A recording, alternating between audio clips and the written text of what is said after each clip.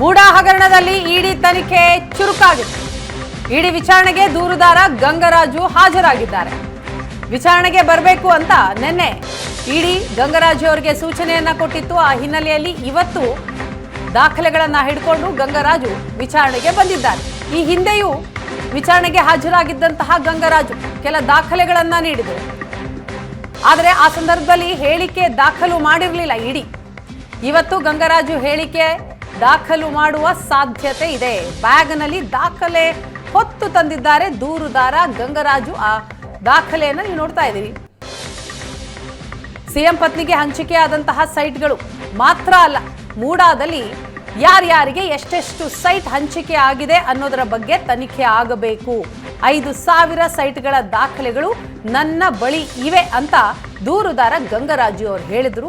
ಆ ಎಲ್ಲ ದಾಖಲೆಗಳ ಸಮೇತ ಇವತ್ತು ಇಡಿ ವಿಚಾರಣೆಗೆ ಹಾಜರಾಗಿದ್ದಾರೆ ದೂರುದಾರ ಗಂಗರಾಜು. ಬ್ಯಾಗ್ನಲ್ಲಿ ಹೊತ್ತು ತಂದಿದ್ದಾರೆ ದಾಖಲೆಗಳನ್ನ. ದೃಶ್ಯದಲ್ಲಿ ನೋಡ್ತಾ ಇದ್ದೀವಿ. ವಿಚಾರಣೆಗೆ ಬರಬೇಕು ದಾಖಲೆಗಳ ಸಮೇತ ಅಂತ ಇಡಿ ಗಂಗರಾಜು ಅವರಿಗೆ ಸೂಚನೆ ನೀಡಿತ್ತು. ಆ ಸೂಚನೆಯ ಹಿನ್ನೆಲೆಯಲ್ಲಿ ಇವತ್ತು ವಿಚಾರಣೆಗೆ ಬಂದಿದ್ದಾರೆ ಗಂಗರಾಜು. 5,000 ಸೈಟ್ಗಳ ದಾಖಲೆಗಳನ್ನ ಹೊತ್ತು ಗಂಗರಾಜು ವಿಚಾರಣೆಗೆ ಹಾಜರಾಗಿದ್ದಾರೆ. ಈ ಹಿಂದೆಯೂ ಕೂಡ ಅವರ ವಿಚಾರಣೆ ನಡೆದಿತ್ತು. ಆಗಲೂ ಕೂಡ ಕೆಲ ದಾಖಲೆಗಳನ್ನ ಕೊಟ್ಟಿದ್ರು. ಆದರೆ ಗಂಗರಾಜು ಅವರ ಹೇಳಿಕೆ ದಾಖಲಾಗಿರಲಿಲ್ಲ.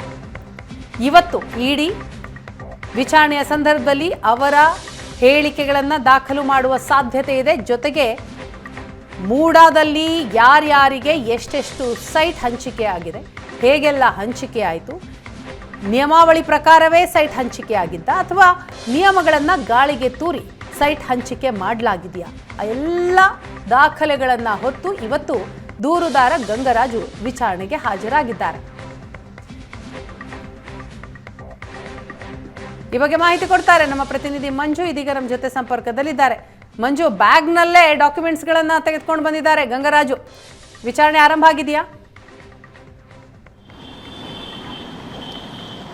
ವೀಣಾ, ಹೌದು. ಅಂದರೆ ಈಗಷ್ಟೇ ಏನು ಇಡಿ ಕಚೇರಿಗೆ ಗಂಗರಾಜ್ ಅವರು, ಅಂದರೆ ಸಾಮಾಜಿಕ ಕಾರ್ಯಕರ್ತ ಗಂಗರಾಜ್ ಅವರು 1,000 ಪುಟಗಳ ದಾಖಲೆಗಳನ್ನು ಇಟ್ಕೊಂಡು ಈಗ ಇಡಿ ಕಚೇರಿಗೆ ಆಗಮಿಸಿರ್ತಕ್ಕಂಥದ್ದು. ಅಂದರೆ ಈ ಹಿಂದೆ ಕೂಡ, ಅಂದರೆ ಏನು 15 ದಿನಗಳ ಹಿಂದೆ ಅಷ್ಟೇ ಇಡಿ ಕಚೇರಿಗೆ ಆಗಮಿಸಿದಂತಹ ಗಂಗರಾಜ್ ಅವರು ಒಂದಷ್ಟು ಕೆಲ ದಾಖಲೆಗಳನ್ನು ತಂದಿದ್ರು. ಆ ವೇಳೆಗೆ ದಾಖಲೆಗಳನ್ನು ಸಬ್ಮಿಟ್ ಮಾಡಿ ನಂತರ ವಾಪಸ್, ಅಂದರೆ 1-2 ಗಂಟೆಗಳ ಕಾಲ ದಾಖಲೆಗಳನ್ನ ನೀಡಿ ನಂತರ ವಾಪಸ್ ಆಗಿದ್ರು. ಆಗ ಯಾವುದೇ ರೀತಿಯಂಥ ಮಾಹಿತಿಗಳನ್ನು ಕೂಡ ಕೊಟ್ಟಿರಲಿಲ್ಲ. ಸದ್ಯ ಇದಕ್ಕೆ ಸಂಬಂಧಪಟ್ಟಂದ್ರೆ ಇದಾದ ನಂತರ ಒಂದಷ್ಟು ಜನರನ್ನ ಇಡಿ ಅಧಿಕಾರಿಗಳು ಕರೆದು ವಿಚಾರಣೆ ಮಾಡಿದ್ರು. ಜೊತೆಗೆ ಒಂದಷ್ಟು ಅನುಮಾನಗಳು ಮತ್ತೆ ಜೊತೆಗೆ ಪೂರಕ ದಾಖಲೆಗಳು ಬೇಕಾಗಿತ್ತು. ಹಾಗಾಗಿ ಗಂಗರಾಜ್ ಅವರಿಗೆ ನಿನ್ನೆ ಕರೆಯನ್ನ ಮಾಡಿ ನೀವು ವಿಚಾರಣೆಗೆ ಹಾಜರಾಗಬೇಕು ಅಂತ ಹೇಳಿದ್ರು. ಈಗ ಅದೇ ರೀತಿಯಾಗಿ ಈಗ ಇಡಿ ಕಚೇರಿಗೆ ಏನು ಗಂಗರಾಜ್ ಅವರು ಬಂದಿರತಕ್ಕಂಥ ಬರಬೇಕಾದಂಥ ಸಂದರ್ಭದಲ್ಲಿ 1,000 ಪುಟಗಳ ದಾಖಲೆಗಳನ್ನ ಇಟ್ಕೊಂಡು ಬಂದಿದ್ದು. ದಾಖಲೆಗಳಲ್ಲಿ ಏನು 5,000 ಸೈಟ್ಗಳಿಂದ, ಅಂದ್ರೆ ಮೂಡಾ ಕೇಸ್ಗೆ ಸಂಬಂಧಪಟ್ಟಂತೆ 5,000 ಸೈಟ್ಗಳ ಹಂಚಿಕೆ ಏನಿದೆ, ಈ ಒಂದು ಹಂಚಿಕೆಯಲ್ಲಿ ಲೋಪ ಆಗಿರ್ತಕ್ಕಂಥದನ್ನ ಏನೆಲ್ಲ ಇದೆ ಆ ಲೋಪದೋಷಗಳ ದಾಖಲೆಗಳನ್ನ ಈಗ ತಂದಿರ್ತಕ್ಕಂಥ, ಅಂದ್ರೆ 50-50 ಅನುಪಾತದಲ್ಲಿ ಈ ಸೈಟ್ಗಳನ್ನ ಕೊಡಲಾಗಿದೆ. ಯಾವ ಹಿನ್ನೆಲೆಯಲ್ಲಿ 50-50 ಕೊಡಲಾಗಿದೆ ಇದನ್ನ ಕೊಟ್ಟಿರ್ತಕ್ಕಂಥ. ಜೊತೆಗೆ ಆ ಸಂದರ್ಭದಲ್ಲಿ ಯಾರ್ಯಾರು ಈ ಒಂದು ಸೈಟ್ಗಳನ್ನು ಹಂಚಿಕೆ ಮಾಡುವಂಥ ಸಂದರ್ಭದಲ್ಲಿ ಯಾರ್ಯಾರು ಇದ್ರು, ಯಾರ್ಯಾರು ಅಲ್ಲಿ ಲೋಪದೋಷಗಳನ್ನು ಎಸಗಿದ್ದಾರೆ, ಜೊತೆಗೆ ಅಕ್ರಮವನ್ನು ಎಸಗಿದ್ದಾರೆ, ಎಲ್ಲದರ ದಾಖಲೆಗಳನ್ನ ಈಗ ತೆಗೆದುಕೊಂಡು ಬಂದು ಇಡಿ ಅಧಿಕಾರಿಗಳಿಗೆ ಕೊಡುವಂಥ ನಿಟ್ಟಿನಲ್ಲಿ ಈಗ ಏನು ಗಂಗರಾಜ್ ಅವರು ಮುಂದಾಗಿರ್ತಕ್ಕಂಥದ್ದು. ಜೊತೆಗೆ ಅದ್ರ ಜೊತೆಗೆ ಒಂದಷ್ಟು ಮಾಹಿತಿಗಳನ್ನ ಕೇಳುವಂಥ ಸಾಧ್ಯತೆಗಳು ತೀರಾ ಇರತಕ್ಕಾಗಿ ಆ ಒಂದು ಮಾಹಿತಿಗಳನ್ನ ಶೇರ್ ಮಾಡುವಂಥ ಕೆಲಸವನ್ನು ಈಗ ಗಂಗರಾಜ್ ಅವರು ಮಾಡಲಿದ್ದಾರೆ.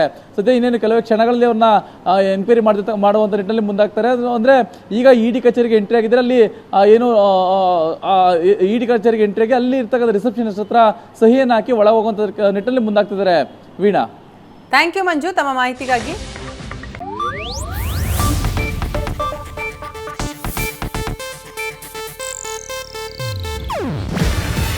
ಇದು ಏಷ್ಯಾನೆಟ್ ನ್ಯೂಸ್ ನೆಟ್ವರ್ಕ್ ಪ್ರಸ್ತುತಿ. ನೀವು ನೋಡ್ತಿದ್ದೀರಾ ಏಷ್ಯಾನೆಟ್ ಸುವರ್ಣ ನ್ಯೂಸ್.